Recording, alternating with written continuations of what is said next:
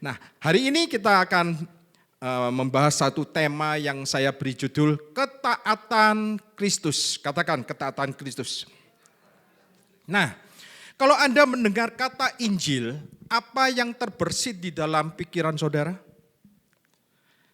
Apa yang tersirat di dalam benak saudara? Dengan kata Injil itu. Nah, hari ini kita mau melihat kembali what the Bible say about the gospel. Apa yang dikatakan oleh firman Tuhan tentang Injil itu. Kita tidak mau pikiran kita selama kita menjalani hidup kekristenan dikacaukan dengan Injil-Injil yang lain. Karena banyak pemberitaan-pemberitaan Injil yang sebenarnya bukan Injil. Yang hampir mirip dengan Injil. Anda kalau tidak teliti, Anda pikir Injil. Tapi sesungguhnya bukan Injil. Injil yang lain, Yesus yang lain, Kristus yang lain. Alkitab mengatakan bahwa banyak orang waktu itu di kota Galatia, ketika Paulus memberitakan Injil, banyak orang yang memutarbalikkan Injil. Injil Kristus diputarbalikkan mulai dari awal ketika Paulus memberitakan Injil. Dengan maksud apa? Dengan maksud mengacaukan pikiran orang-orang percaya. Nah, tentunya kita bersyukur di tempat ini karena disinilah Anda bisa menerima pesan Injil yang sejati. Injil Kristus. Dan Tuhan berkata di dalam Galatia juga, terkutuklah setiap orang yang mengabarkan Injil yang lain. Siapapun yang memutarbalikkan Injil Kristus, siapapun yang menghalangi Injil Kristus, terkutuk orang itu. Bahkan malaikat dari surga, dikatakan malaikat dari surga pun kalau memberitakan Injil yang lain, terkutuklah dia. Nah, saya nggak mau jadi orang terkutuk. Juan juga nggak mau jadi orang terkutuk. Pastor Lili juga nggak mau jadi orang terkutuk. Sebab itu, kita semua di sini, Anda pasti mendengar Injil yang benar. Katakan amin. Nah, Roma 1 ayat 16, saya memberi Roma 1 ayat 16 ini yang versi NKJV ya, New King James Version. Saya akan bacakan bahasa Inggrisnya dulu. For I am not ashamed of the gospel of Christ. Sebab aku tidak akan malu akan Injil Kristus. Kalau Anda baca di dalam terjemahan baru di Injil, di Alkitab saudara, di Roma 1 ayat 16, dikatakan, sebab aku tidak malu akan Injil. Enggak ada Kristusnya. Ya, tapi di dalam versi NKJV dikatakan sebab aku tidak malu akan Injil Kristus. Karena Injil Kristus adalah kekuatan Elohim yang menyelamatkan setiap orang yang percaya. Pertama-tama orang Yahudi tetapi juga orang Yunani.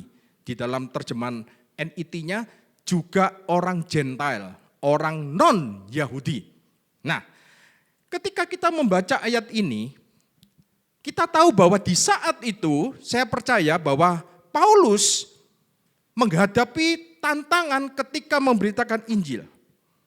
Sebab itu dia mengatakan, aku tidak malu akan Injil Kristus.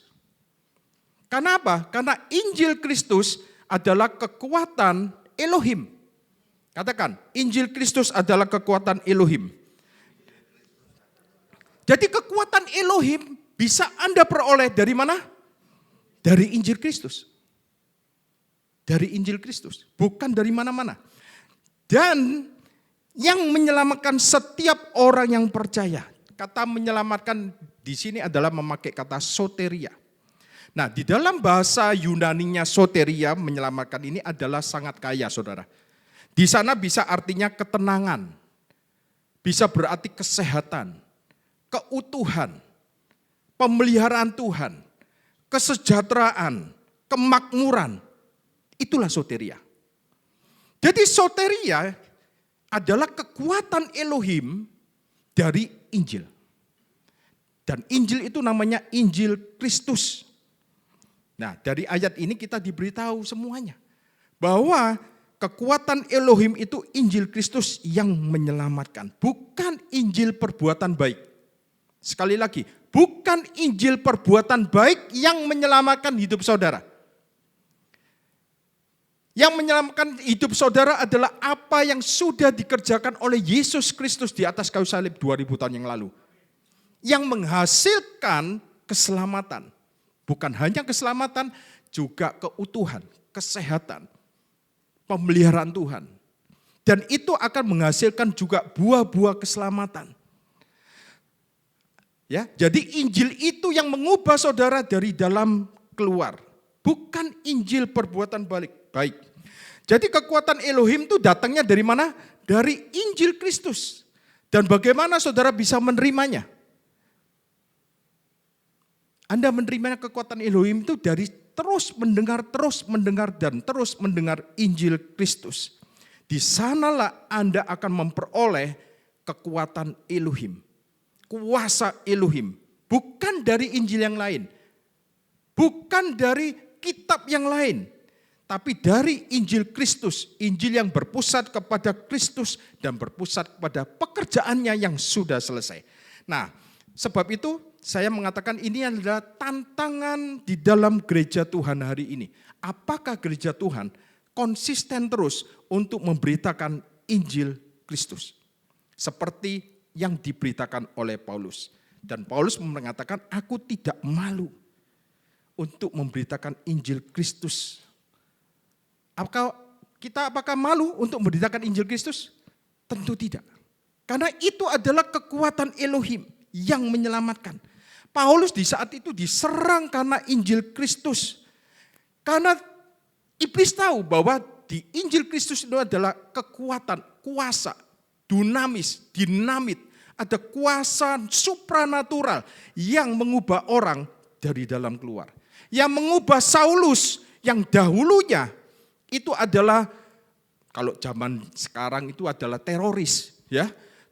Saulus dulu teroris, mengejar pengikut Kristus. Diubahkan menjadi pengikut Kristus dan dia menulis kitabnya 2/3 dari perjanjian baru itu tulisannya Rasul Paulus. Jadi Injil Kristus bukan hanya mengantarkan saudara masuk ke surga, tapi dia memberikan kepada kita kekuatan, kesehatan, keutuhan yang membuat Anda sehat, yang menenangkan pikiran saudara, yang memelihara hidup saudara. Itulah Injil Kristus. Lalu apa yang dikatakan Alkitab selanjutnya tentang Injil Kristus? Dikatakan di Roma 1 ayat 17 ayat selanjutnya. Sebab di dalamnya kebenaran Elohim dinyatakan. Sebab di dalam mana? Di dalam Injil Kristus. Kebenaran Elohim dinyatakan. Bukan keberdosaan manusia yang dinyatakan, tapi kebenaran Elohim. Jadi kita ketika sering mendengar Injil Kristus, kita nanti akan bukan sadar dosa, tapi sadar akan anugerah kebenaran. Kita akan sadar Kristus, bukan sadar, oh aku ini orang berdosa lagi. Kita adalah orang-orang yang benar, orang-orang yang sudah dibenarkan oleh darah Yesus. Kemudian dikatakan yang bertolak dari mana? Dari iman dan memimpin kepada perbuatan? Enggak. Dari iman yang memimpin kepada iman. Bukan yang memimpin kepada perbuatan. Saya hanya mengutip ayat ini. Yang bertolak from faith to faith. Not from faith to works. Ya. Jadi saya mau mengatakan bahwa ketika saudara mengenal Injil, Anda akan sadar akan kebenaran Elohim. Anda gak akan sadar dosa lagi. Sadar akan kebenaran Elohim yang sebagai anugerah. Dan itu memimpin saudara dan saya from faith to faith. Dari iman kepada iman. Dan itu yang akan menghasilkan moralitas yang sejati. Bukan rekayasa perilaku. Tapi moralitas karakter yang dari dalam keluar. Sama seperti Kristus. Tentunya kita semua belum sempurna ya. Terutama kalau kita ini panggilannya di depan ini, seperti saya, seperti Pastor Lili, seperti Juan. Ya, saya kemarin sempat ngobrol-ngobrol sama Fran sempat ngomong gini, Pak Yanuar, beban lu ya, kalau kita jadi hamba Tuhan, jadi gembala, jadi gini itu kalau misalnya hidup kita belum jadi berkat lah intinya. Masih ada kekurangan sana sini. Saya ngomong gini, Fran, itulah yang diminta oleh iblis. Seolah-olah kita menjadi beban kalau kita jadi hamba Tuhan. Seolah-olah kita jadi beban kalau kita jadi gembala. Apakah kita mau menunggu sempurna dulu, kemudian baru bisa kita menjadi hamba Tuhan? Tidak ada yang sempurna dan tidak akan jadi hamba Tuhan semuanya. Semuanya masih dalam proses. Tapi puji Tuhan, kita semuanya prosesnya benar. Kita menuju kepada kebenaran. Yaitu kebenaran Injil kasih karunia. Yang bertolak dari iman kepada iman. Dikatakan seperti ada tertulis, orang benar akan hidup oleh perbuatan? No, orang benar akan hidup oleh iman. Iman itu adalah sesuatu yang paling berharga bagi Tuhan, bukan perbuatan. Bahkan Alkitab mengatakan perbuatan manusia itu seperti kain yang kotor. Nah, hari ini kalau Anda mendengar pesan Injil, lalu dosa manusia yang menjadi fokusnya, itu tentu bukan Injil Kristus yang diberitakan seperti yang diberitakan oleh Paulus. Injil yang diberitakan Paulus adalah Injil yang menyingkapkan anugerah kebenaran dari Elohim kepada manusia berdosa. Bukan menyingkapkan dosa. Kalau menyingkapkan dosa gak perlu Injil. Pasangan saudara cukup untuk menyingkapkan dosa saudara. Teman saudara cukup untuk menyingkapkan dosa Anda. Tapi Injil, diperlukan Injil untuk menyingkapkan kebenaran Elohim. Ya, mungkin ada yang bertanya gini, Injil itu apakah sudah ada di Perjanjian Lama, Pak? Tentu kita tahu ya, di Alkitab kita ada Perjanjian Lama dan Perjanjian Baru. Ya, Injil tidak disingkapkan di Perjanjian Lama, tapi disembunyikan. Tapi tetap ada Injil itu. Tapi tidak disingkapkan, tapi disembunyikan. Kita lihat, perhatikan Roma 16. Roma 16 ayat 25. Bagi Dia yang berkuasa menguatkan kamu, bagi Dia yang berkuasa menguatkan kita semua. Menurut Injil yang kumasyurkan dan pemberitaan tentang siapa? Tentang Yesus Kristus. Bukan tentang yang lain. Tentang Yesus Kristus sesuai dengan pernyataan rahasia yang disembunyikan sejak apa? Sejak permulaan dunia. Dengan kata lain, Injil Kristus itu sudah ada eksis di dalam Perjanjian Lama. Namun dirahasiakan. Malahan bukan hanya di Perjanjian Lama, tapi sejak permulaan dunia. Sejak dunia ada, Injil Yesus sudah dirahasiakan. Sampai kapan? Sampai Yesus, firman yang hidup itu datang ke dunia. Dia mati, pada hari ketika dia bangkit dari antara orang mati, kemudian Injil ini datang. Nah, Roma 16 ayat 26, kita baca selanjutnya. Tetapi yang sekarang telah dinyatakan. Jadi yang dirahasiakan di dalam Perjanjian Lama itu, ya, itu sekarang, katakan sekarang, telah dinyatakan. Dan yang menurut perintah Elohim yang abadi dan diberitakan oleh kitab-kitab para nabi kepada segala bangsa. Untuk membimbing mereka kepada apa? Ketaatan iman. Ketaatan iman, bukan ketaatan perbuatan. Ketaatan iman. Jadi Tuhan memerintahkan supaya Injil Kristus dinyatakan dan diberitakan kepada segala bangsa. Artinya apa? Artinya Tuhan tidak pernah memerintahkan Injil yang lain untuk diberitakan kepada segala bangsa. Tuhan tidak pernah memerintahkan nabi-nabi untuk memberitakan kitab-kitab yang lain yang ada di dunia ini. Yang dipeluk oleh agama-agama lain. Tidak pernah diperintahkan untuk diberitakan kepada segala bangsa. Hanya Injil. Sebab apa?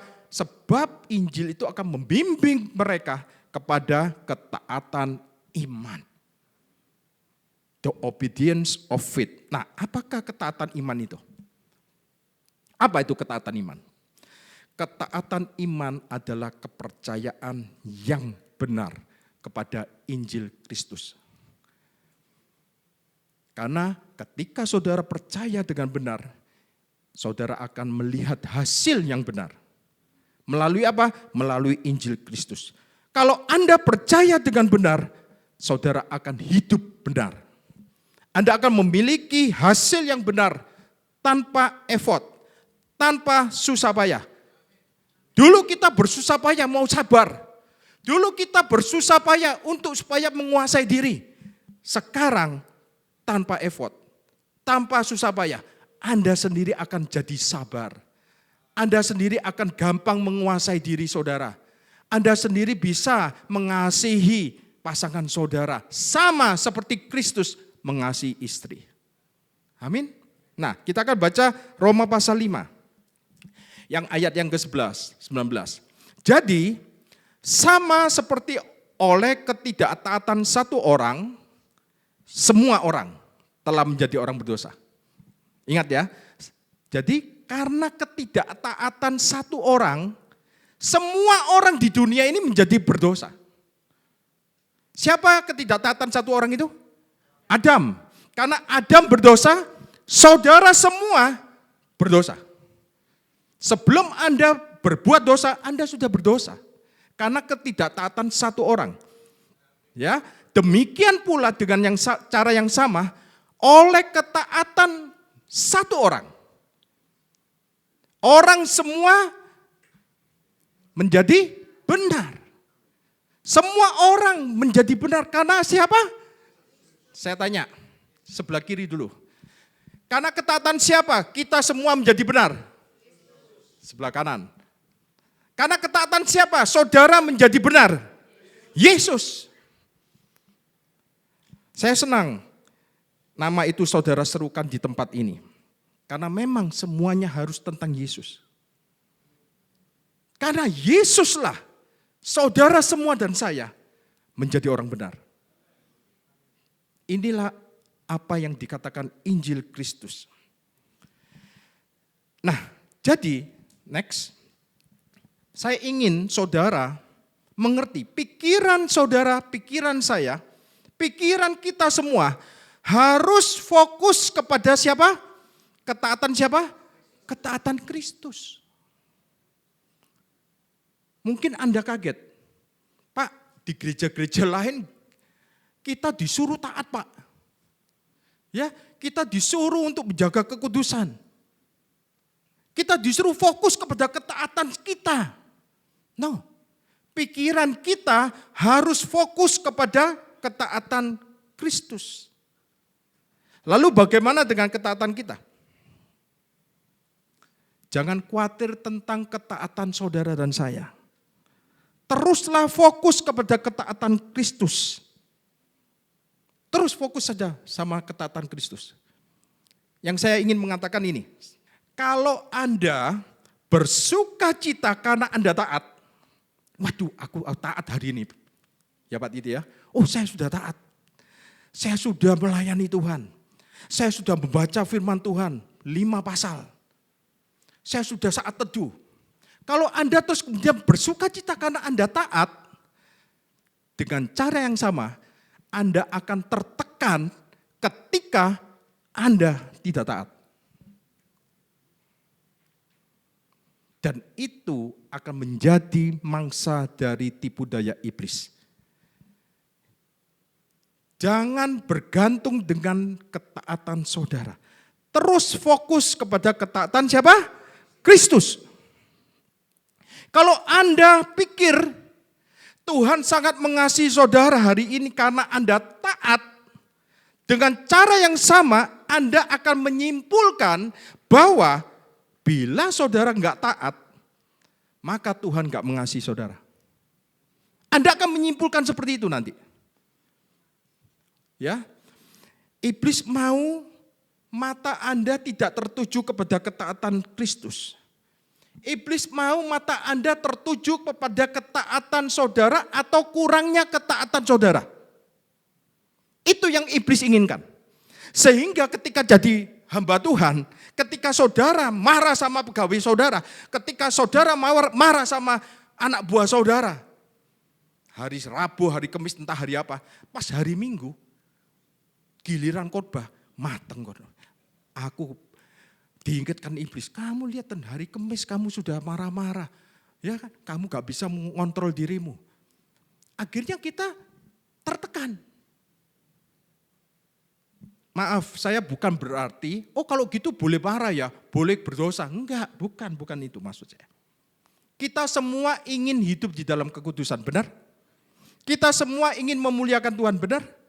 Tapi ingat, kita kadang-kadang masih kelepasan. Ya, kita masih punya kelemahan. Nah, jadi kalau Anda pikir Tuhan sangat mengasihi saudara hari ini karena Anda taat, buang jauh-jauh pikiran itu. Anda mau taat, Anda mau gak taat, Tuhan sudah membuktikan kasih-Nya 2000 tahun yang lalu. Sebelum Anda lahir, Dia sudah mati ketika Anda berdosa. Lebih-lebih lagi kita sekarang yang sudah dibenarkan oleh darah Yesus, maka kita akan diluputkan dari murka Tuhan. Tuhan sudah gak marah sama saudara. Tapi saya ingatkan juga, bukan berarti kemarahan Tuhan gak ada. Kemarahan Tuhan tetap ada.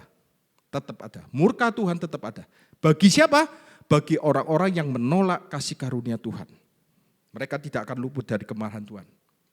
Ya, tapi Tuhan berkata, jangan melihat ke dirimu, lihatlah anakku yang kukasih, yang sudah mati untuk menggantikan kamu.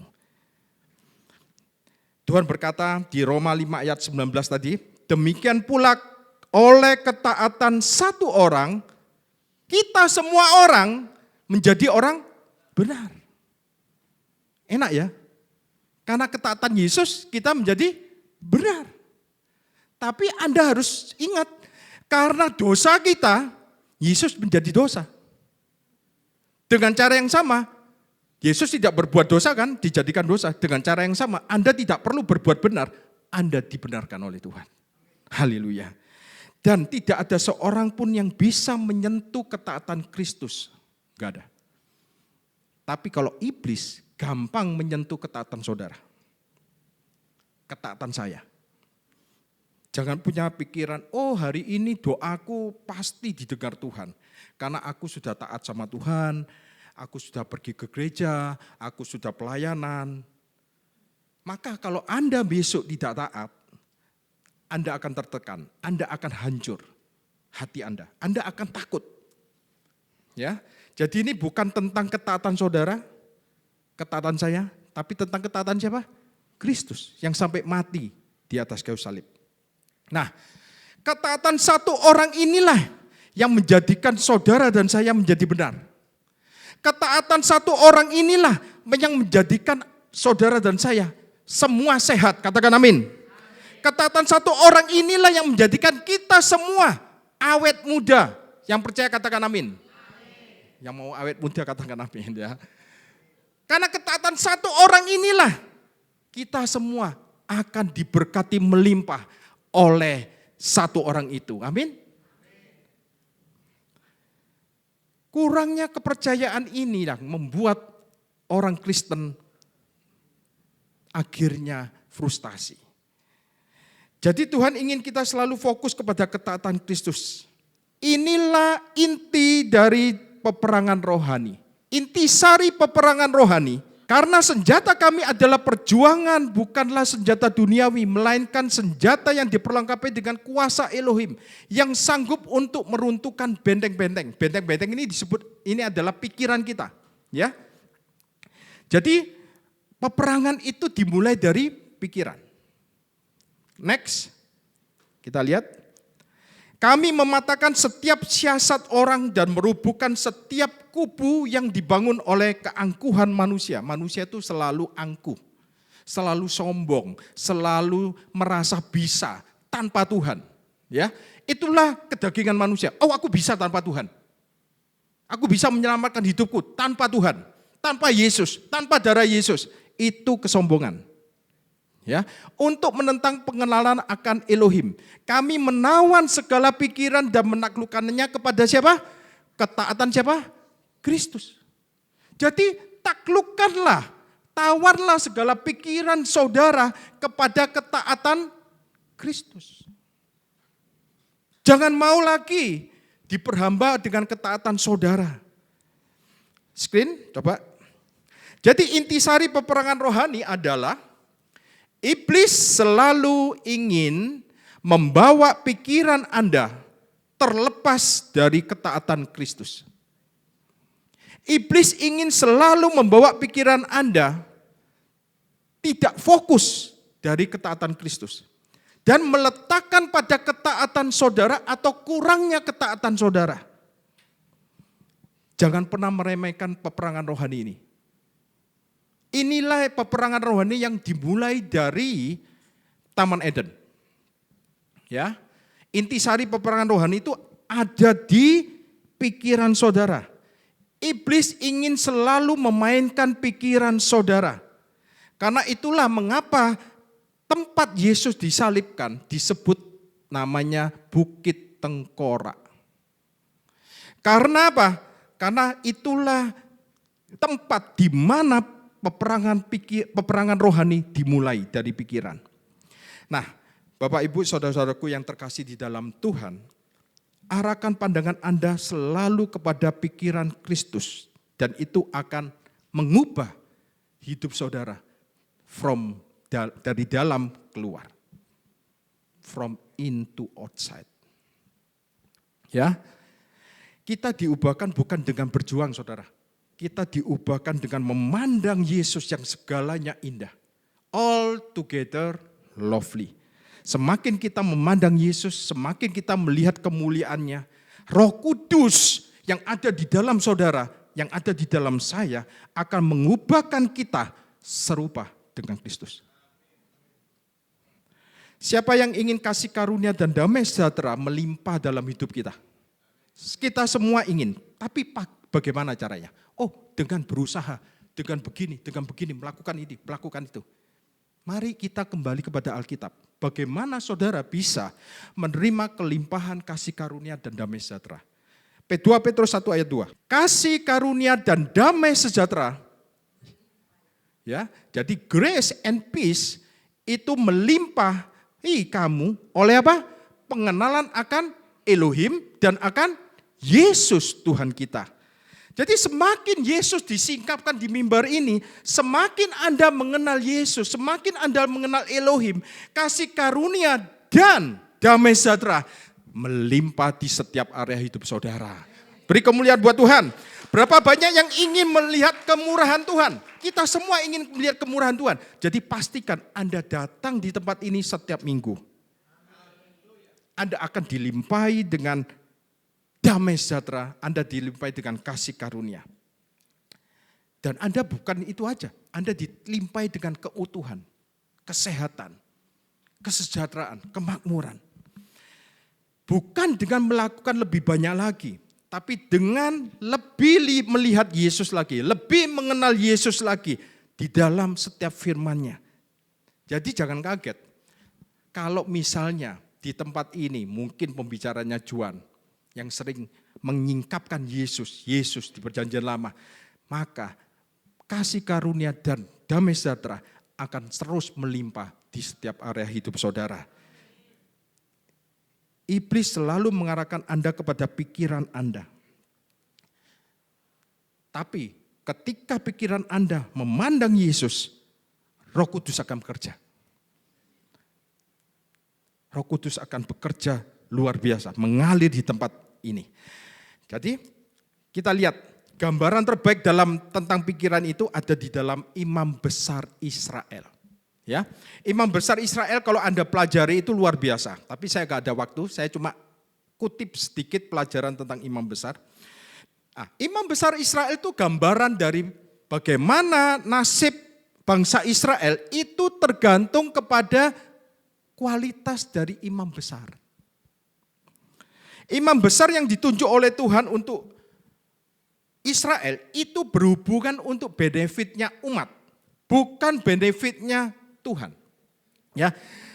Jadi ketika imam besar masuk ke ruang Maha Kudus, kalau ia keluar dengan sehat, ia keluar dengan hidup, maka imam besar itu diterima oleh Tuhan. Tentunya kita tahu imam besar itu membawa korban. Ya, ada darah juga yang dipercikkan nanti di dalam ruang Maha Kudus. Kalau imam besar itu masuk di dalam ruang Maha Kudus, lalu keluar dari ruang Maha Kudus, artinya umat Israel sudah tahu, mereka akan bersorak-sorai, mereka akan bersuka cita, karena apa? Mereka tahu sepanjang tahun depan, mereka akan dilimpahi dengan panen yang luar biasa. Mereka kalau menghadapi musuh-musuh akan pasti dikalahkan. Karena imam besar mereka diperkenan oleh Tuhan. Amin. Tapi kalau imam besarnya itu masuk di ruang Maha Kudus, lalu gak keluar-keluar, artinya mati, tidak diterima oleh Tuhan, maka mereka akan tahu bahwa sepanjang tahun itu mereka akan mengalami hal yang buruk. Jadi ini bukan tentang seberapa baiknya bangsa itu, tapi tentang seberapa baiknya imam besar mereka. Pertanyaan saya, imam besar kita hari ini siapa? Yesus. Apakah Yesus baik? Apakah Yesus diterima oleh Bapa? Apakah Yesus dibawa kemurahan Tuhan? Ya. Sehingga Anda sepanjang tahun 2025 ini, Anda juga berjalan di bawah kemurahan Tuhan yang dahsyat. Jadi kalau Tuhan menerima imam besar mereka, Tuhan akan menerima bangsa itu. Kalau Tuhan menerima Yesus yang sebagai imam besar agung kita, maka dia juga menerima kita. Nah, kita mau lihat tampilan imam besar di layar. Anda bisa melihat ada di Keluaran 28, ya. Ini bajunya imam besar. Anda bisa melihat ya. Hampir sama dengan bajunya Sinta kemarin warnanya. Ya. Cuma ini imam besar. Ya, itu versi Mandarin, ini versi Hebrew. Nah, kalau Anda melihat garmennya, ini bagus sekali kalau bisa Juan menjelaskan semuanya. Mungkin sudah ya, pernah menjelaskannya. Nah, yang Anda lihat ini ada di Keluaran 28 ya. Pengajaran tentang imam besar ini luar biasa. Ini imam besar itu adalah gambaran siapa? Yesus Kristus kita yang duduk di sebelah kanan Bapak. Anda bisa melihat di bagian dahi. Saya fokus kepada bagian dahi. Itu ada lempengan emas atau disebut gold plate atau golden plate.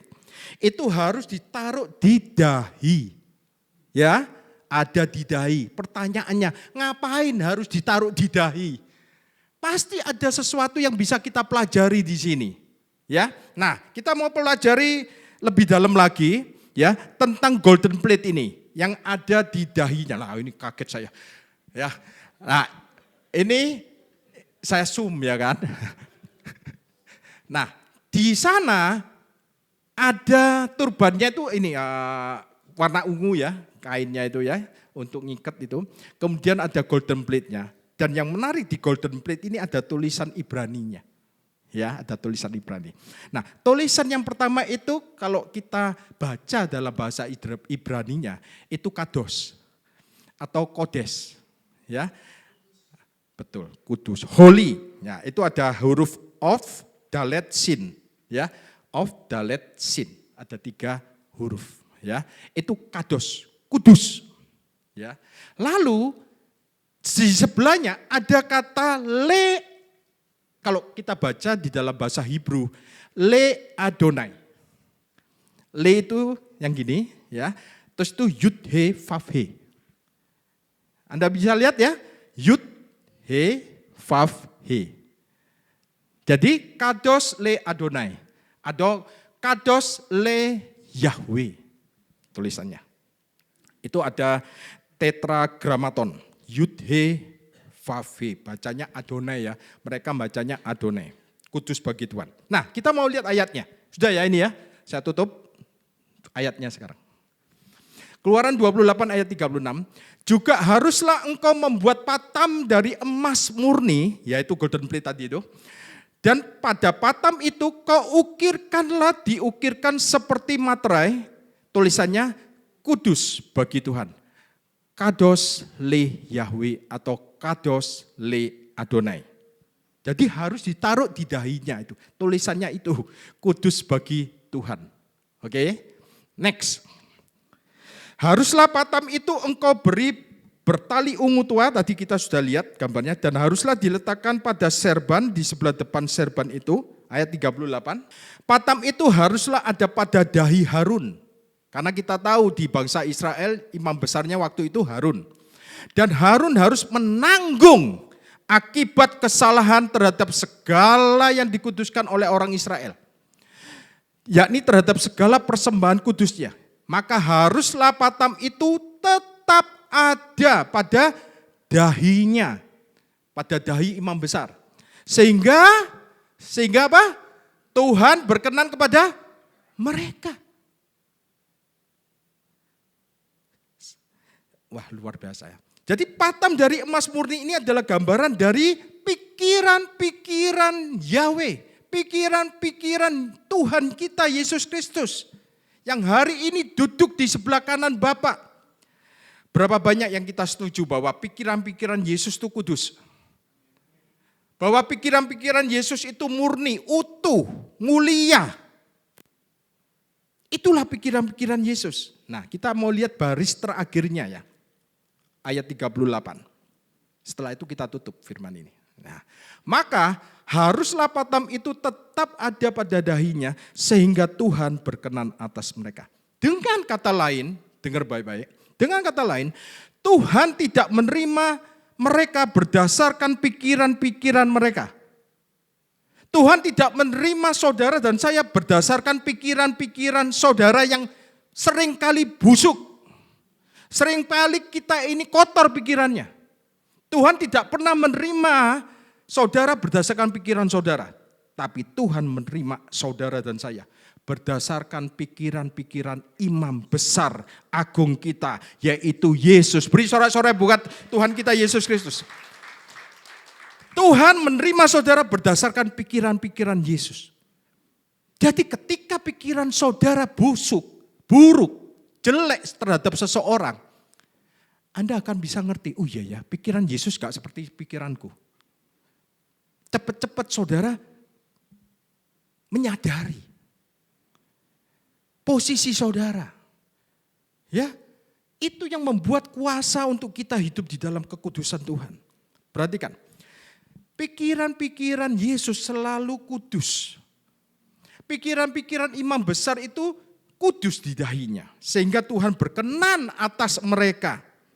Selama pikiran-pikiran Yesus itu kudus, dan pasti selamanya kudus ya pikiran Yesus.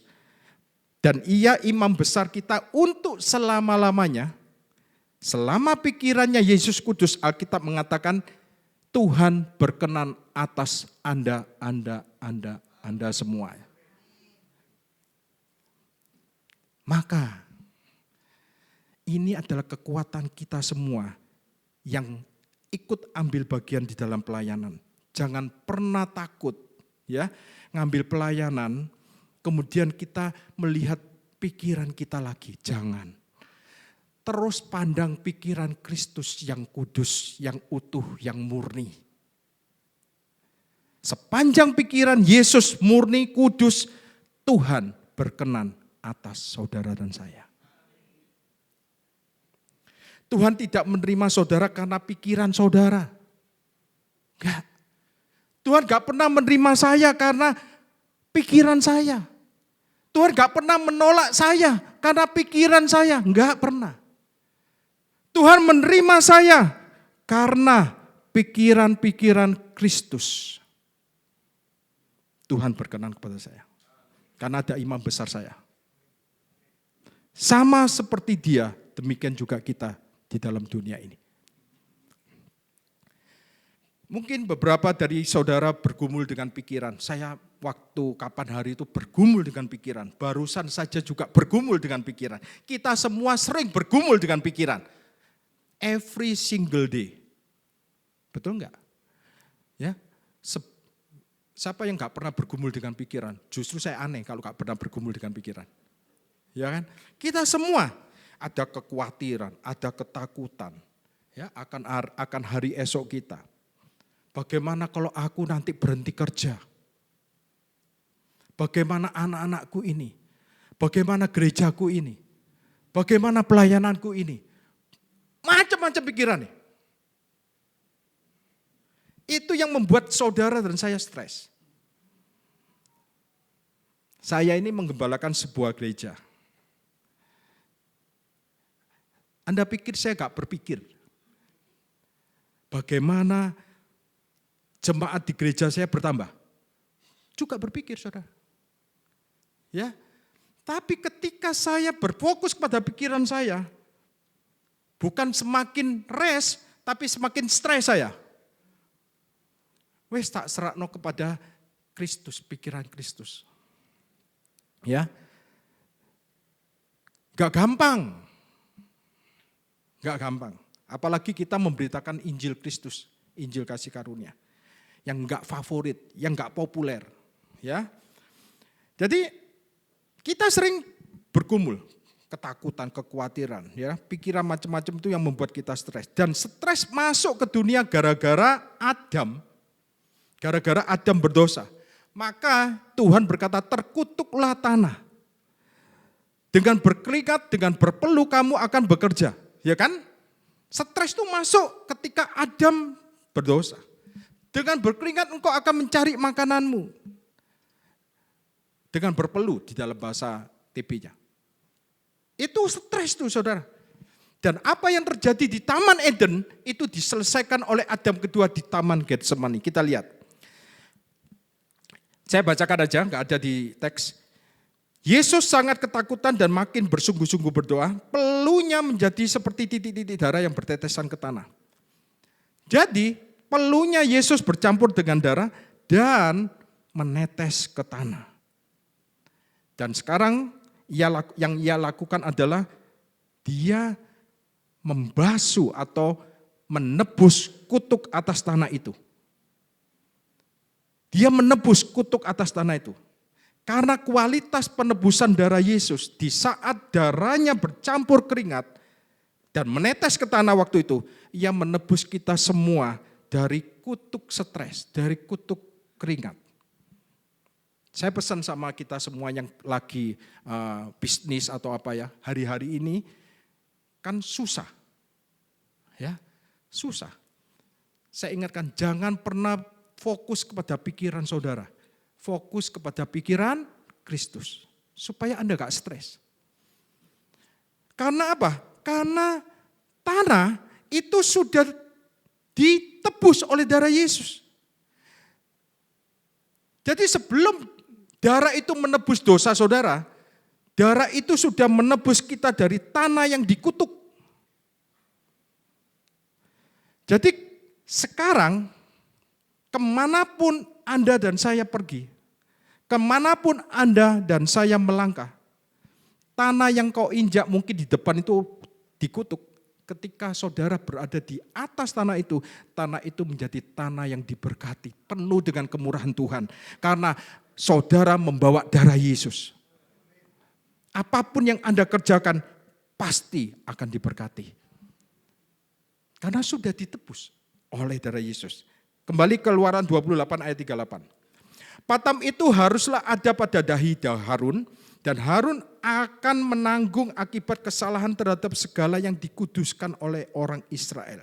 Yakni terhadap segala persembahan kudusnya. Artinya gini, orang Israel ketika membawa persembahan kudus itu bisa berbuat salah loh.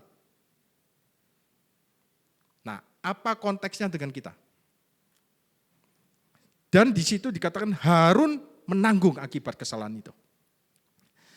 Apa korelasinya kita hari ini? Korelasinya pada kita hari ini. Sekalipun saudara sudah dikuduskan oleh darah Yesus, Anda bisa membuat kesalahan. Anda bisa membuat kesalahan. Mungkin di dalam pikiran saudara. Tapi Alkitab berkata Allah tidak memperhitungkannya kepada saudara. Sebab apa? Sebab Harun yang menanggungnya. Karena imam besarnya yang menanggung kesalahan saudara. Yesus yang menanggung saudara. Dosa saudara. Pikiran saudara yang jelek. Dengan kata lain, saya ingin mengatakan tadi ya, kita kan semua happy ya. Wah, dipimpin oleh Pak Gerson. Jingkrak-jingkrak gitu ya. Wah, mungkin ada dalam pikiran orang waktu ngangkat tangan ini, oh posisi, wah kayak apa gitu ya, mungkin ngerasani Pak Gerson, pikirannya yang buruk pada Pak Gerson. Itu pun Pak, Bu, itu sudah ditanggung oleh Yesus Kristus, imam besar saudara. Ketika saudara angkat tangan menyembah, ya kan, kemudian ada pikiran buruk, Anda ingat tadi atau kemarin malam datang ke pestanya Cik Lili, ya, lalu lihat seseorang taci-taci atau tante-tante make up-nya menor, wih kita make up kok menor, itu pun sudah ditebus oleh darah Yesus. Itu maksudnya, ya. Anda lalu sadar, ketika Anda ngambil perjamuan tadi mungkin, Anda punya pikiran buruk lagi, ya, itu pun sudah ditanggung. Itu pun sudah ditanggung. Tapi iblis selalu ngomong gini, oh kamu munafik. Lihat pikiranmu. Kamu munafik, kamu gak pantas ngambil perjamuan Tuhan. Suatu saat saya di pelayanan gereja saya yang lama, ada tante-tante datang, taci-taci dua itu, masuk di ruang pastoral. Tanya sama saya, Pak, saya boleh enggak ya ambil bagian dalam perjamuan Tuhan? Saya tanya, kenapa? Karena saya kemarin berdosa. Karena saya melakukan ini dan itu. Ya kan? Nah, yang saya ingin katakan bahwa masih banyak orang yang terintimidasi oleh iblis. Iblis selalu mengarahkan pikiran kita. Kamu munafik, kamu menyembah Tuhan, pikiranmu kotor tapi kamu tadi lo ngerasani Gerson. Ya kan? Lalu Anda menurunkan tangan dosan. Oh iya ya, aku gak layak. Anda mulai tertekan. Anda mulai merasa bersalah. Nah, jangan pernah biarkan iblis bekerja di dalam pikiran saudara seperti itu. Jangan mau pikiran saudara dialihkan dari pikiran Kristus. Karena imam besar saudara telah menanggung kesalahan saudara dan saya. Selama pikiran-pikiran Kristus itu kudus, selama pikiran-pikiran Kristus itu murni, Tuhan tidak memperhitungkan dosa saudara. Harun yang harus menanggung akibat kesalahan saudara. Pikiran saudara itu yang sudah ditanggung oleh Yesus 2000 tahun yang lalu. Masa saudara terus ngomong gini, hore sudah ditanggung, ya wis aku mikir sing jelek terus. Enggak lah, Anda harus sadar. Kalau Anda gak sadar berarti Anda gak ngerti kasih karunia. Anda harus sadar, wah iya sungguh baik Tuhan itu. Tiba-tiba Anda mengerti, menyadari kasih Tuhan. Bukan menyadari dosa, bukan. Menyadari kebenaran Tuhan. Anda mengetahui, oh ya Tuhan gak menilai aku lagi. Menghakimi aku berdasarkan pikiran-pikiranku. Tapi Tuhanku menilai aku berdasarkan pikiran-pikiran Kristus. Selama pikiran-pikiran Kristus itu kudus. Selama Yesus diperkenan. Selama Yesus itu baik. Murni. Selama Yesus itu diterima oleh Bapa. Anda mengalami kemurahannya setiap hari untuk selama-lamanya. Beri kemuliaan buat Tuhan, mari kita berdoa. Tuhan terima kasih untuk firman-Mu pada hari ini. Kami mau taat kepada pikiran Kristus Tuhan. Pada ketaatan Kristus. Kami mau selalu hidup di dalam ketaatan Kristus. Selalu mengarahkan pikiran kami kepada ketaatan Kristus yang mati di atas kayu salib menggantikan kami. Supaya kami beroleh hati yang bijaksana. supaya kami beroleh hikmat-Mu ya Tuhan, supaya kami bisa menjadi terang dunia, menjadi garam dunia untuk orang-orang sekitar kami. Terima kasih Tuhan atas firman-Mu pada hari ini. Biarlah Roh Kudus, Engkau yang akan bekerja terus untuk menerangi firman-Mu ini di setiap hati kami. Amin. Terima kasih. Tuhan Yesus memberkati.